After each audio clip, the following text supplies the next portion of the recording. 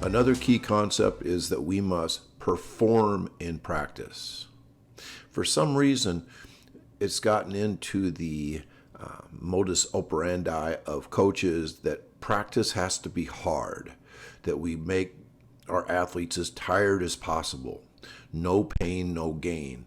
And we forget that if performance in games or in contests or track meets, if that's the priority, then we should be performing in practice as well. To do that, we have to release ourselves from the chains of the way we used to do things.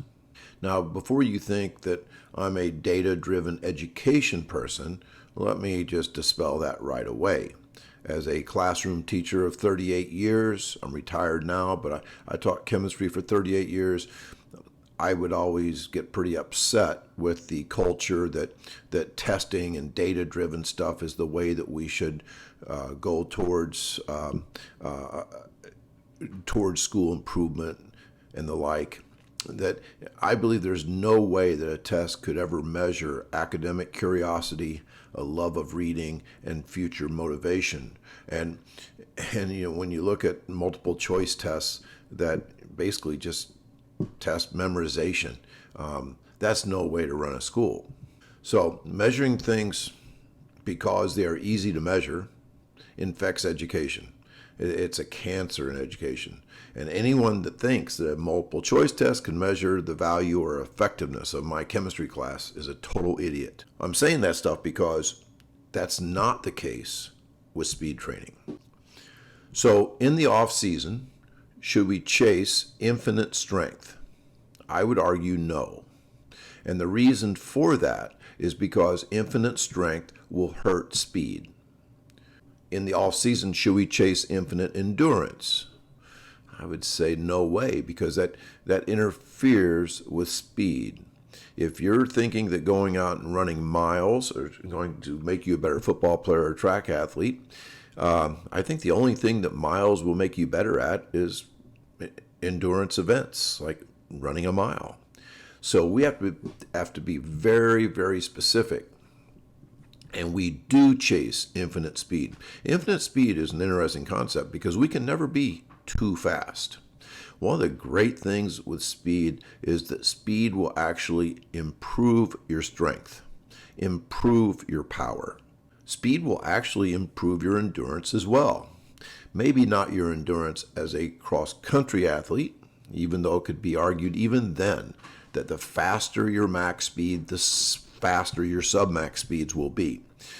But when we look at a guy like Christian McCaffrey, if he can run 23 miles an hour, which he can, he should be able to run 21 miles an hour when he's tired. So in that way, speed actually creates endurance. So speed must be your priority, and you can never be fast enough. I love this. I tweeted out 3 years ago.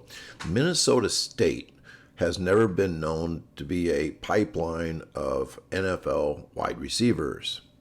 But Adam Thielen went to Minnesota State, and he had a great career.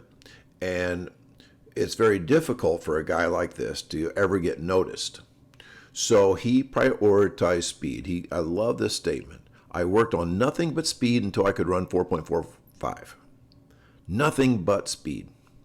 And an athlete can do this because, remember, if you work on nothing but speed, it will actually create a specific endurance. We call it speed endurance. We call it speed reserve. It also creates more power because if you're strong, which football players are, all football players will get a good base in the weight room. It always will happen. The faster you are along with that strength, the more powerful you are. So I love this idea about prioritizing speed. Once again, too many coaches, they want to go in every direction. It seems like the right thing to do, that we want to be good at everything. But if you go in 8 different directions, you end up not far from where you start.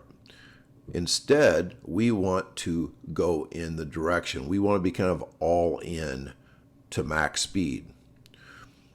The main thing is to keep the main thing the main thing.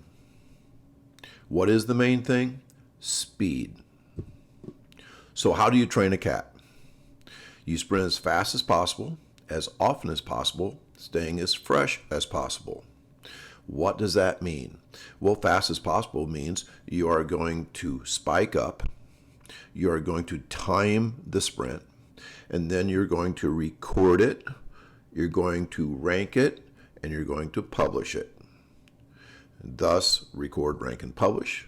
Now, you also want to do that as often as possible. Like I said, if you're going to have an 8-week off season, you don't want to test on the first day and the last day. You want to test 3 times a week. 3 is kind of the magic number. Now, if you're working with young kids, kids that do not have very high CNS outputs, you could sprint every day because they're not going to burn up their central nervous system like an elite athlete would. But when I'm working with my high school track team, we try to sprint 3 times a day. No, three times a week. We also do, and the reason why I said 3 times a day is that typically we will time 3 sprints in a day, and then 3 times a week we will do that. We want to also stay as fresh as possible. Now, once again, this goes back to that idea that we want to perform in practice. If we are testing maximum speed, why would we ever get tired the day before or maybe test speed after a long, hard workout where we're just killing our guys and then say, hey, we're going to see how fast you are when you're tired? No, speed training is always done when you're fresh. So let's review that definition of sprinting. That's spiked up, timed. Your time is recorded. Coach writes it down or your manager writes it down. Your times are ranked on a spreadsheet. And then your times are published. The way I publish them is Twitter. Speaking of Twitter, I think it's really important for coaches to control the narrative. If you do not control the narrative, you lose control. And if you lose control, then you let other people define your program. You don't want that. I probably should say this as well. We also live in a world where if you don't write the narrative, it may not even be written. And I think it's really important to control that. We control what we can control. This publish it, I think, is misunderstood sometimes. I am not bragging when I tweet out something. What I'm doing is I'm raising awareness with my athletes. Let's talk about what a good tweet would be. I like this tweet. We did a gauntlet day. That means our athletes are cheering on each other. We're running through a gauntlet of excited teammates. And it almost always happens. The number of PRs are typically 61%. This is over a 12-year period, doing it twice every winter. This past winter, it was 68% on this particular day.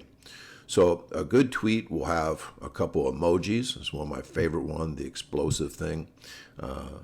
And you say something that you did that day. We ran 19 of our 28 sprinters ran a PR, 68%. We also want to call out people and give them credit. You can do this for your young kids. You can do this on this particular day. I tweeted out the 4 best times.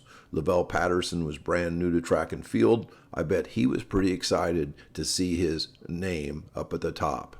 Jalen Tillman ran a PR, and I also got the video of him below.